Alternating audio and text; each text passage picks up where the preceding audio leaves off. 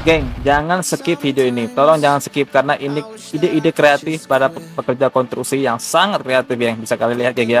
Mungkin di awal terlihat seakan-akan norak ataupun seakan-akan tuh buruk yang apa yang dilakukan. Sekarang dia sedang melakukan plaster dinding.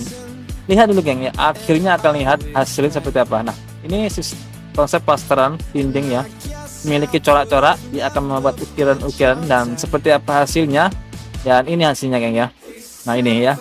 Ada sedikit gambaran-gambaran ataupun lukisan-lukisan dalam congkilan-congkilan dari tangan-tangan dia memiliki arti ataupun memiliki karakteristik dari dinding tersebut. Nah, ini hasilnya geng ya. Bisa kalian lihat hasilnya ya. Seakan ini real nyata ya.